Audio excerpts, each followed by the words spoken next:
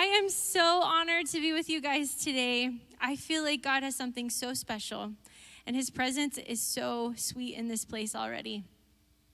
It wouldn't be Refuge Kids Live without a story about Disney. Pastor Prabhu is my friend and mentor, and he talks about Disney all the time, so I wanted to start today with my own Disney World story. So I think we have a picture. Woo! That is little precious Minnie Danelle and my little brother David, and we got to go to Disney World. Now, we were growing up at the time in rural Idaho. My dad was a pastor of a small church there, and I think the population of the city was 400, maybe. So when I say small town, I mean small town. So it was a big deal for us to get to go all the way to Florida. We were going down there for a pastor's conference in Brownsville, and my dad wanted to surprise me and my brother with a trip to Disney on the way. And we were just so excited. I was like, yes, Disney. My mom and dad let us buy one souvenir each, and we got these hats. My brother's hat was a little more exciting than mine, but my hat had a purpose. Everybody say purpose. I got this hat for a special reason. I wanted to get the autographs of all my favorite people at Disney World on my hat. And then I could take it to school, I could wear it and be like, oh, look at how awesome I am. And I went to Disney. So, I had a plan, and I was going to stick to it. We went through so many lines, and I remember one in particular. We were there to see the famous, the one, the only Minnie Mouse. Let me hear you. If you're a Minnie Mouse fan, she's amazing. And I waited in this line, and I waited, and I waited, and I waited, and I was so excited. There was so many people there. And I got to the very front. She was finishing up with the person in front of me, and I was just like so anxious when all of a sudden, out of nowhere, this punk kid just cut in line and stood right in front of me. And can I tell you, I was just like, oh, how dare he? But I was not the kid that was like, excuse me. No, I was a little more quiet and shy. I know it's hard to tell now, but I was not going to speak up for myself. But you know what happened in that moment? It was something that I will never forget, and it made me feel so special. As Minnie Mouse saw that boy cut in front of me in line, and you know what she did? She couldn't speak. So what she did, she stomped her little high-heeled foot several times. She pointed at that kid and made him go to the back of the line. And you know what? I felt so seen. I felt valued. I was like, if Minnie Mouse says I'm special, then I'm special. And that is an experience that I still remember today. See, in kids ministry, it is our goal, especially in Refuge Kids, it's one of our priorities that every single kid that comes through our doors, every family, we want them to feel seen. We want them to know that they have value and that they are special and that they are treasured by the Lord. And can I tell you, that kind of an experience will change you forever. But even more than an experience like that, we go through all the motions to make things exciting in Refuge Kids. We have fun graphics. Back in the day, there was puppet shows. We call it dance. It's like Zumba worship back there, like what they were doing on this stage. It's really good to keep us older people in good shape back there. And we do all these things because we want the kids to have an amazing experience. And we tailor our lessons, to their attention span because we're like, they'll hold on to the message if it comes through a familiar vehicle. And there is nothing wrong with that. In fact, I think every single believer should have more joy than any person at Disney World. Amen? Jesus loves having fun. He loves that we can enjoy him and enjoy being together in his presence. But the one thing that I believe the most powerful experience in the whole entire universe is being in the presence of God. And there's no puppet show that can compete with that. There's no video on a screen that can compete with that. And if we can just get these kids into the presence of Jesus, they will be forever changed. Amen. Now, one of my favorite people in the Bible, I think he had an encounter with the Lord. He had an experience that changed him forever. And I want to talk about that this morning. But to help me out, to help us relive that moment, I have Mo. Can you come out here? Everybody say, what's up, Mo? Now, Mo's having an awesome hair day today. He's just, work it. There we go. Now, this is my friend Moses. You know, the guy who was supposed to be thrown into the Nile River when Pharaoh ordered that all the babies be killed. Woo! He's the guy that grew up in Pharaoh's palace and knew that he had a call and a destiny. And in fact, when he saw one of the Hebrew slaves being beaten, he killed the Egyptian that was doing it. And that I don't recommend. He kind of messed up there. So he started running away for his life because he was in big trouble. Everybody say big trouble. So Moses is in big trouble, and he finds himself now at like 70 years old out in the middle of nowhere, in the middle of the desert. And this is where our story begins today. So one day, Moses was tending the flock of his father-in-law Jethro, the priest of Midian. He led the flock far into the wilderness and came to Sinai, the mountain of God. Super special. There, the angel of the Lord appeared to him in a blazing fire from the middle of a bush. Moses stared in amazement. Though the bush was engulfed in flames, it didn't burn up. Why isn't that bush burning up? This is amazing, Moses said to himself. I must go see it. When the Lord saw Moses coming to take a closer look, God called to him from in the middle of the bush, Moses, Moses. Here I am. Do not come any closer, the Lord warned. Take off your sandals, for you are standing on holy ground.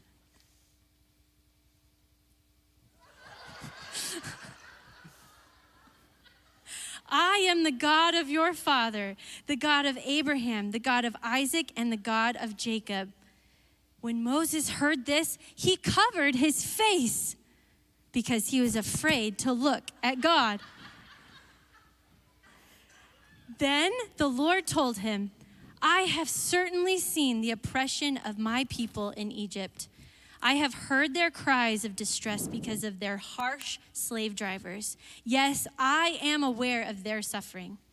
So I have come down to rescue them from the power of the Egyptians and lead them out of Egypt into their own fertile and spacious land.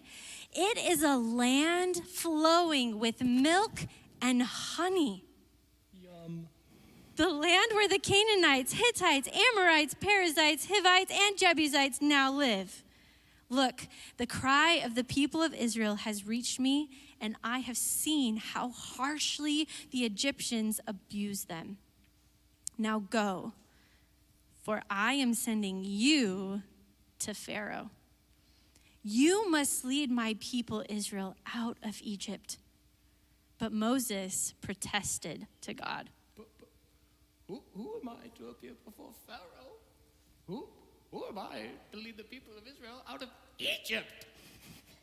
God answered, I will be with you, and this is your sign that I am the one who has sent you. When you have brought the people out of Egypt, you will worship God at this very mountain. Right here? Will you guys give it up for my friend Mo? Awesome job.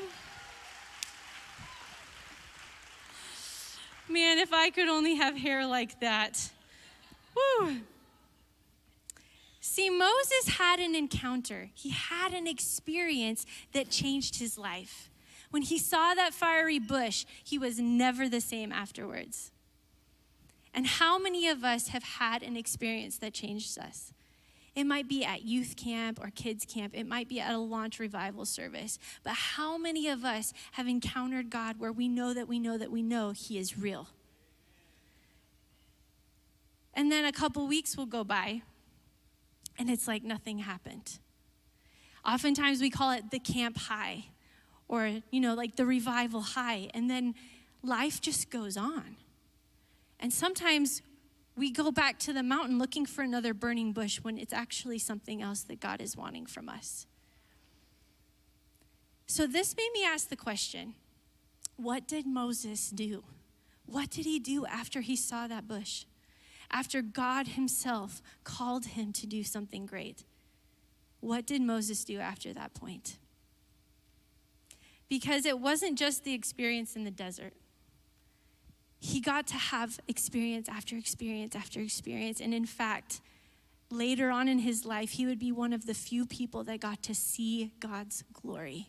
He would go from hiding his face because he didn't want to look at God to other people hiding their face because they couldn't look at him. He was so bright, from being in the presence of God. In fact, Moses would have to cover his face again because the people would say, we can't look at you. He went from covering his face to covering his face in two very different ways, and I want to talk about his journey. See, in Exodus 33, 9 through 11, says this, talking about Moses. As he went into the tent, the pillar of cloud would come down and hover at its entrance while the Lord spoke with Moses. When the people saw the cloud standing at the entrance of the tent, they would stand and bow down in front of their own tents. And inside that tent of meeting, the Lord would speak to Moses face to face, as one speaks to a friend. So how did Moses go from the burning bush to getting to talk with God face to face like a friend? Isn't that something that we all should long for? I believe that there's three things that Moses did that got him from the bush to face. Number one, I believe Moses lived a life surrendered and obedient to God. It wasn't just at first when the Lord asked him to take his shoes off. It wasn't just when God asked him to throw down his staff and watch it become a snake, and eat other snakes around. It wasn't just finally, after some protesting, going before Pharaoh himself, the very place where he fled from, to confront Pharaoh and say, this is what God says. Let my people go. It was obedient act after obedient act after obedient act. It was full surrender over and over and over again. And Moses obeyed. He wasn't perfect. In fact, there's moments in his story where he didn't obey, and there was always harsh consequences. But when Moses lived that life of surrender, it opened a way for the Lord to start cultivating a relationship with him. In fact, Moses proved to God that he could trust him. God could trust Moses, and Moses began to understand that he could trust God. He knew that God was going to show up time and time again, whether it was to part the Red Sea or to let food rain down from heaven to feed the people. He knew that God was going to show up, and he had faith in him because he knew him. And he got to know him because he surrendered. The second thing I believe that Moses did is he cultivated that relationship with God too. It says that he would set up the tent of meeting outside the camp where nobody else was, and he would go past the door of that curtain and he would talk with God. And he would do it day after day after day. He never forgot his dependency on the one that called him. He never said, oh, I held up my staff and the Red Sea parted. The manna came yesterday, so surely it's going to come today. We're fine. I got this. Never once did he feel like he had the confidence in himself enough to carry on what God had asked him to do. And how many times when God asks us to step out in faith and we see things go really well, we start to depend on our own ability. We start to depend on, oh, I got this. It's great. Yeah, like the Lord is there. We'll hang out later, but this is a good day. I'm doing fabulous. I don't need to find his presence. I don't need to look for him because I'm doing okay. Moses went to look for the Lord even when things were good, not just when they were in Egypt, but even when they were in the promised land or on the way to it. Moses would search for his presence. The third thing that I believe Moses did is he refused to settle for anything but God. In fact, there came a point in the story of how the Israelites went from Egypt to the promised land. They were at Mount Sinai. It's a famous story. Moses is receiving the 10 Commandments. He's told the people, you have to do this, this, and this. This is part of a covenant relationship. In fact, it was a lot like a wedding ceremony. God had rescued the people from Egypt. He had proclaimed his love for these people, and Moses had been his faithful servant to lead them out of slavery. And he says, now I want to be your God. I want you to be my people. I'm going to take care of you. And he said, this is the agreement. And it was almost like in a wedding when the bride says, I do. In the next moment, she turned away and looked to some other man other than her husband. That's what the people of Israel did when they turned from God and started worshiping the golden calf. It was like in the middle of the wedding ceremony, they turned away from God himself before they had even reached the promised land. And so God, I'm sure heartbroken, he speaks to Moses on the mountain and he says this. In Exodus 33, verse 1, the Lord said to Moses, leave this place, you and the people you brought up out of Egypt, and go up to the land I promised on oath to Abraham, Isaac, and Jacob, saying, I will give it to your descendants, and I will send an angel before you and drive out the Canaanites, the Amorites, and the Hittites, the Perizzites, and the Hivites, and the Jebusites. Go up to the land flowing with milk and honey. But I will not go with you, because you are a stiff-necked people, and I might destroy you along the way. How many times do we forget God? Even in the midst of the very blessing that we've asked him for, the very blessing that we've hoped for, and he answers us, and so quickly we forget our dependency on him, and we even turn to other things to satisfy us. And the Lord said, I can't take it. Go on without me. I'll make sure that your enemies are defeated. I'll make sure that you live in the blessing, but I can't go with you. But Moses didn't accept that answer. Later in Exodus 33:15, Moses said to him, if your presence does not go with us, do not send us up from here. Moses was like, I would rather spend the rest of my days in the desert if you're with us. I would rather say yes to gathering manna off the dirty ground than to go where there's milk and honey, but you're not there. And how many times does God give us the very things that we're asking for, but we forget him? We don't continue to turn our gaze to him, to let ourselves be captivated by him. We say, everything's fine, I got this. Thanks for the gifts, thanks for the blessings. I'll come back when I need something. And I feel like God is saying today, if you want to have my presence face to face, if you want to speak to me as a friend, if you want to go from that burning bush experience into the promised land, you have to understand that he is the promise. He is the treasure. He is the one thing that satisfies more than anything else. And so the way that I believe that we get from the burning bush to face with him, to getting to experience his glory, it looks as simple as this.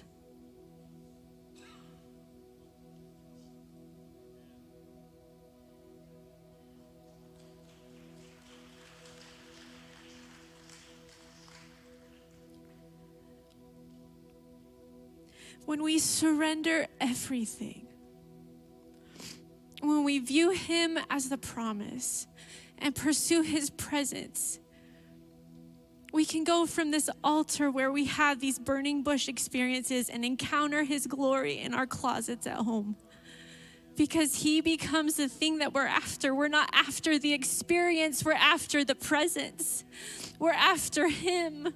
We're after his glory. We're not after just another feel-good service. We're after him.